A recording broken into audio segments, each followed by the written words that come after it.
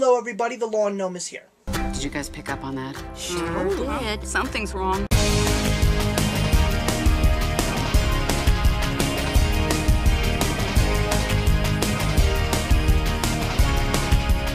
So on the same weekend that I went to see Jurassic World, just out of nowhere, my fiance and I actually managed to find the time to see two films because we knew that our schedules were going to be getting very, very hectic. We did not want to miss a certain film that was coming out this summer. What was that film? The 15th Disney Pixar film, of course. And this was definitely a real treat for me because just in case none of you know, I have been privileged to have seen every single Disney Pixar film on the big screen, starting with the original Toy Story in 1995. After Toy Story 3 came out in 2010, I was saying, where in God's name is Pixar going to go from here? Because that truly was animated perfection. And since then, we had Cars 2, Brave, and Monsters University. Three films that were not horrible, but they just were not what Pixar used to give us from Toy Story to Toy Story 3.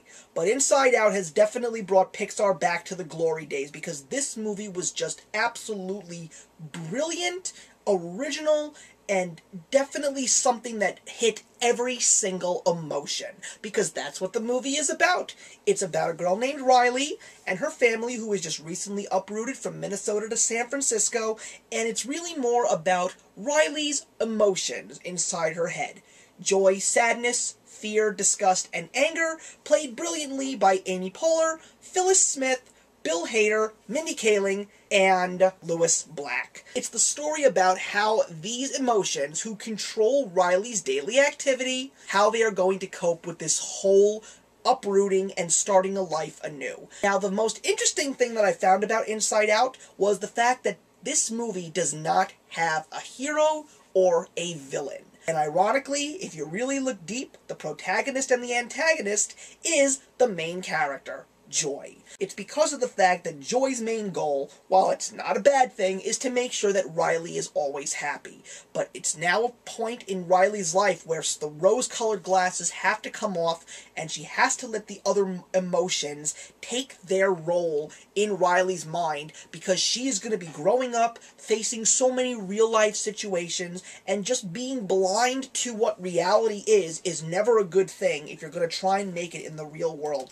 And it was Sadness, played by Phyllis Smith, that actually showed Joy the light in regards to understanding that they all have to work together as a team. This is also a movie that is just as fun for adults as it is for kids, because there are so many jokes that flew right over the children's heads in that theater, and there were points in time where all the kids were laughing, where the adults and the kids were laughing, but then there was a point where the adults were only laughing, and probably one of the parts where they got the biggest laughs, where Riley's father's emotions are trying to understand what Riley's mother's emotions are trying to tell them. And also stick around during the credits, because you are going to see some of the most hilarious end credit scenes and probably some of the smartest stuff that Pixar has cooked up in a long time. I think one of the biggest surprises was Bing Bong for me, played beautifully by Richard Kind, because I really thought that he was going to be the villain, but it really was something that I never would have expected in this character that really was such a great thing to see. It's also great because there's so much mind-related humor, and all of those really good adult-oriented jokes were just so brilliantly written. Even when I didn't laugh at them,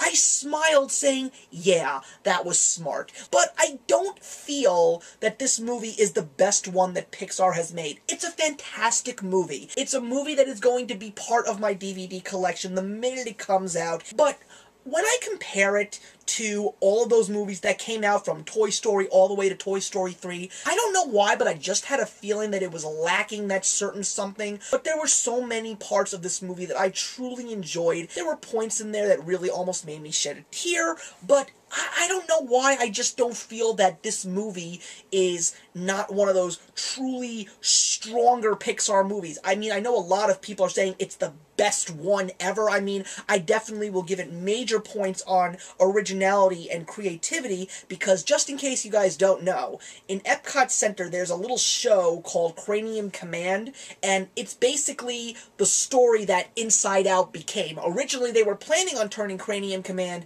into a full-length film, but the fact that they took this little twist really made it great and gave us a true classic. But like I said, I don't feel it's the best one.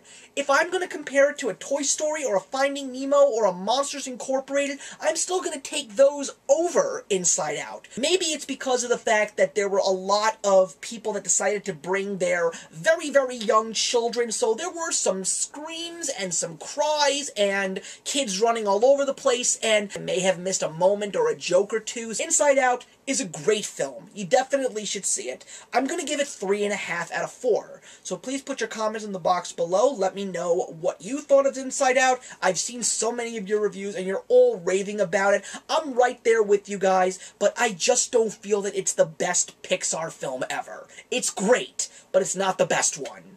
But thank you very much for watching as always, guys, and I'll see you in the next one. Actions speak louder than words.